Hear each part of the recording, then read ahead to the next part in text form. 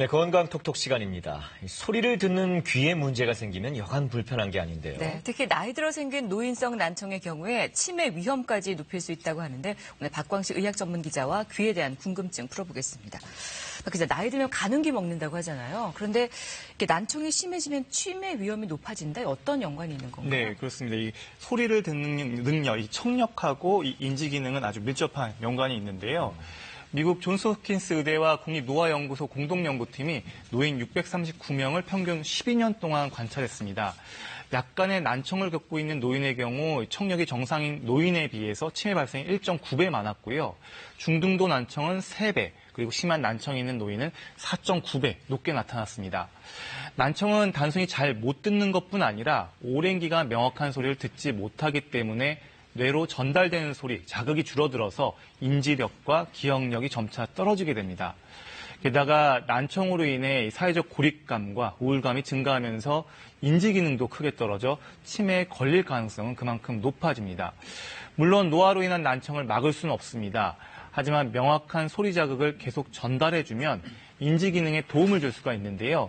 실제로 난청 해소에 도움을 주는 보청기를 착용하면 지속적인 청각 재활을 통해 치매 예방 효과를 얻을 수 있다는 연구 결과도 있습니다. 네. 뭐 그래서 그런지 요즘 이제 보청기 착용하시는 어르신들 많으시던데, 근데 이걸 한쪽에 착용해야 되느냐, 양쪽에 착용해야 되느냐 말들이 많으시더라고요. 네, 맞습니다. 실제로 일단 요즘에 보청기가 건강보험이 적용되면서 착용하는 어르신들 많아졌는데요.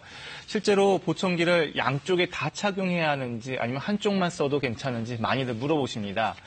을지병원 연구팀이 62명의 보청기 착용 환자를 4그룹으로 나눠서 실험을 했는데요. 양쪽에 보청기를 착용한 사람, 또 청력이 나쁜 쪽에 한쪽 보청기만 착용한 사람, 또 청력이 좋은 쪽에 한쪽 보청기만 착용한 사람, 청력이 비슷한데 한쪽 보청기만 착용한, 이렇게 4그룹으로 나눈 겁니다. 네. 이렇게 측정한 결과를 보면요. 양쪽 보청기 착용 그룹에서 청력이 가장 많이 좋아졌을 뿐 아니라 시끄러운 환경에서도 말소리를 잘 알아듣는 것으로 나타났습니다.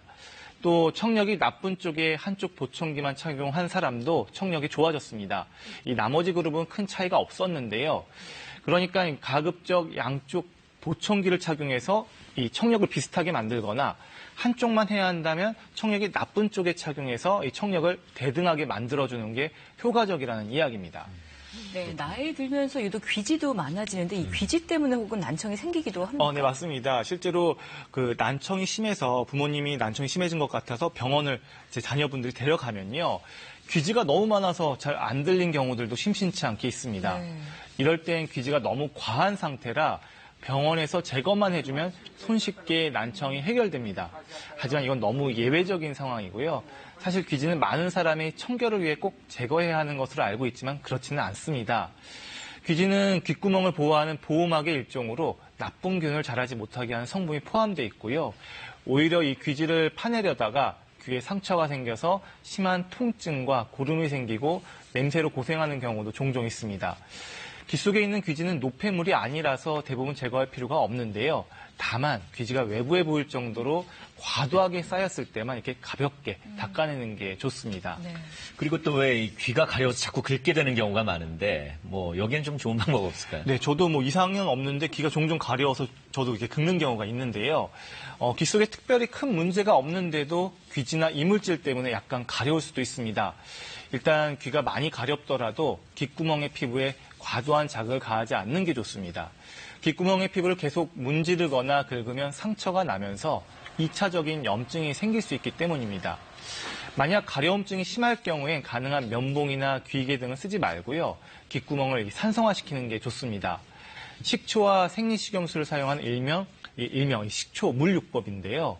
식초와 생리식염수 1:2의 비율로 섞어서요. 한 번에 서너 방울씩 귓구멍에 한 5에서 한 10분 정도 넣은 다음 닦아줍니다.